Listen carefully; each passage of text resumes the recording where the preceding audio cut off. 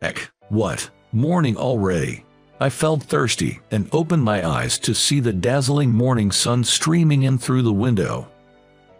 I'm John Doe, 28 years old. Just a regular single guy working at an advertising company.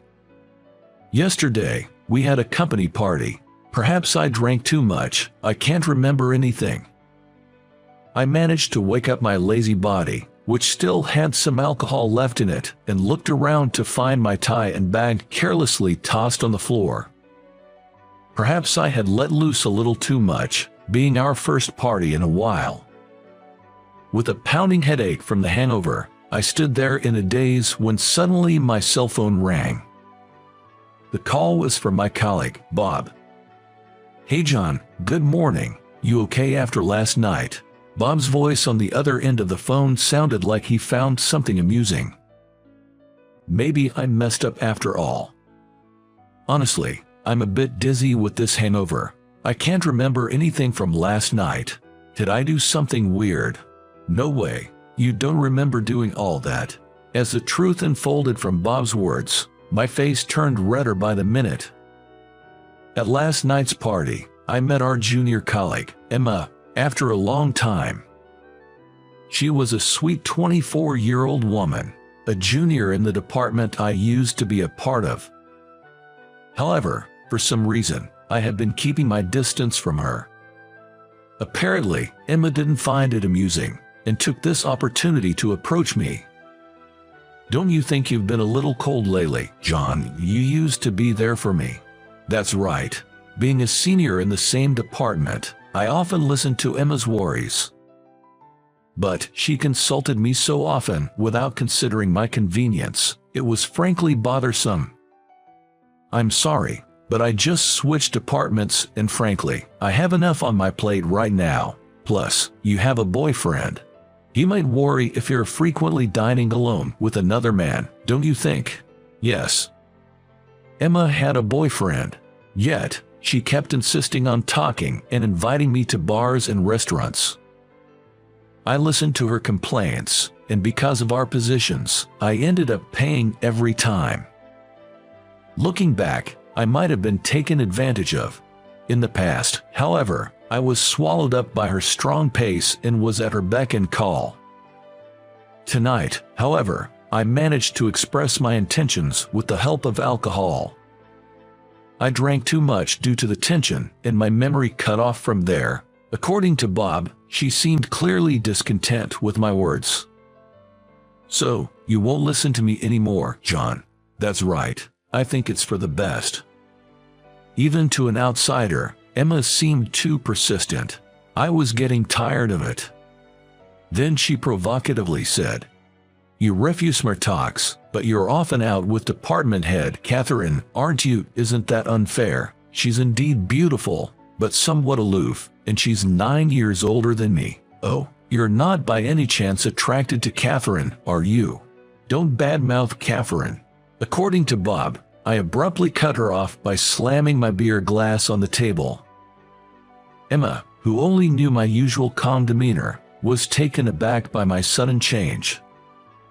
But the surprise didn't end there. Incredibly, I made a shocking statement at the party. "Yes, that's right. I love my department manager. You just don't know it, Emma. The manager in reality is really cute. Who cares if she's older? Who cares about her position? I love her. I can't stand it. I'm crazy about her." Just saying it was enough to make me blush, but what was really bad was that at that moment, the manager was standing right behind me. She was late to the drinking party because she had errands that day, and she came at the absolute worst possible timing. After that, I drank too much and blacked out, fell on the spot, and Bob somehow got me home by taxi. Listening to the whole story made me despair at my own reckless behavior, but Bob seemed to enjoy it till the end. To be honest, the way you interfered, Emma, ruined the fun atmosphere of the drinking party. Listening to what you, John, said felt so refreshing. Maybe the manager was happy to receive a once-in-a-lifetime love confession like that. No, there's no way, right? If it's just me embarrassing myself, it would have been fine, but to even get the section chief in trouble is another story. This situation developed, but the trigger goes back 6 months ago. When I was transferred to the advertising department, the manager of the advertising department, Catherine, became my immediate boss. She is 33, 5 years older than me, and single. She has beautiful dark brown glossy hair tied back and beautiful features with cat-like eyes shining in a deep brown color. She stood out even in the office. Not only her work, but also the way she dressed in a suit on her slender figure was dazzling, and she had many fans in the company, regardless of gender. I was glad to be able to work under such an excellent person, but it seemed that she did not have a good impression of me, and actually said this to me. "John, please stop messing up the relationships within the department. Currently, it seems like you're having a relationship with a female employee who has a boyfriend. Apparently, she thinks that I'm having a relationship with Emma." But as I mentioned before, I was just listening to her story. I tried to explain the details, but she said, "That's enough," and cut off my explanation, so the misunderstanding was never cleared up. Actually, I've been approached by many women besides Emma for advice on their problems. I'm not popular with women, I'm just valued as a conversation partner. I myself thought that I might be in this role for the rest of my life, and I was about to give up on romance. The last time I dated a woman was 7 years ago when I was a junior in college. That was when I was a junior in college. My ex-girlfriend Nancy suddenly said, "I've found someone I like, so I want to break up." I was shocked, but Nancy proposed. "I don't want to be lovers anymore, but I hope we can be good friends. I feel very calm when I talk to you, John." As for me, I couldn't hate Nancy, so I said, "Let's do that," with a smile. Looking back now, I was just pretending to be tough, and I might have wanted to show her my good side. I should have just cut off ties with her when we broke up, but because of my false pride, I ended up being manipulated by my ex-girlfriend. Just like now and in the past, I'm always weak to pressure, and for women I'm always just a good guy, and I never become their first choice. That was the pattern. Well, my looks are not what you would call handsome, so it can't be helped. One day, a month after I was assigned to the advertising department, I and the manager were left in the office working overtime in an awkward atmosphere as usual. We had received a request for an art exhibition advertisement from a client, and the two of us were creating flyers for the art exhibition. In addition to the exhibition of famous art prints, there would also be posters and related goods for sale. The two of us were each staring at a computer, trying to create an attractive flyer that would entice customers to buy. But there was no one else in the office, and it was awkward to just work silently. Thinking that, I glanced at the manager, and she was staring at a postcard printed with a painting called Water Lilies by Monet, which was one of the sales items for the art exhibition. Thinking it might start a conversation, I said, "It's a beautiful painting," and she brightened her eyes and began to talk happily in a way that was completely different from usual. "Isn't it? Monet is an impressionist painter, and he has painted many pictures of water lilies. This painting on the postcard is owned by the Boston Museum of Art." She talked about Monet passionately for a while. It was the first time I saw her, who was usually cool, talking so much, and I was surprised at her rich knowledge about art. However, after a while, she made a face as if she realized something and said, "I'm sorry, I talked too much," and blushed and looked down. "Why are you apologizing? I didn't know what kind of painter Monet was, so I found your explanation really interesting." I also secretly thought it was cute how our section chief got so passionate talking about what she loved. But she said, "Enough with the pleasantries," and shook her head side to side while blushing. I know. When it comes to talking about art, I just can't help but get excited. That's perfectly fine.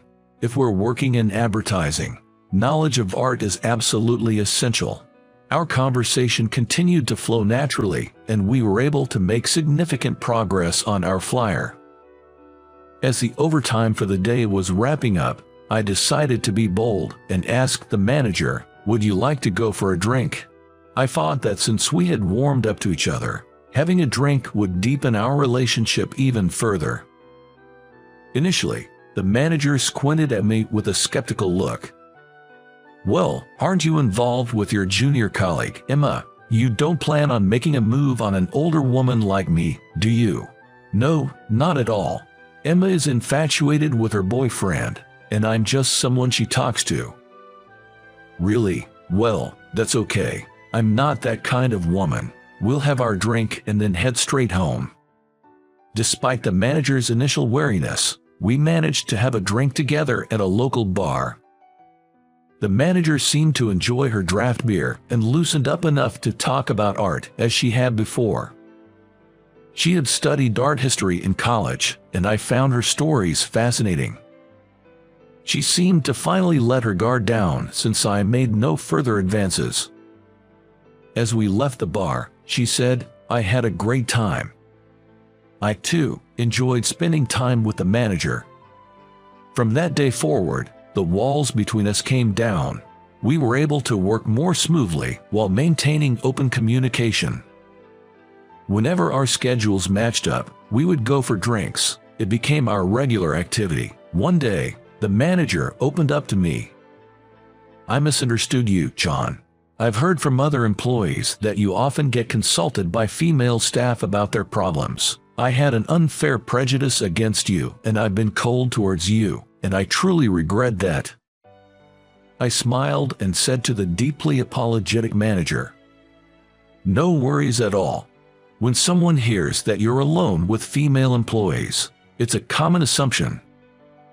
But now, I can understand why Emma feels the way she does. Just talking with you, John, is healing in its own way." The manager shared her past trauma with me. "You know how I get really excited and talk nonstop when it comes to art. My previous partner found that repulsive. He didn't expect me to be so talkative because I appear to be a reserved person. It was a shock when he broke up with me because of that, so I've been trying to keep quiet ever since. Looking back, I've been treating you the same way I was treated. It was wrong of me to form a negative image of you before getting to know you." I never imagined that the manager had such a past.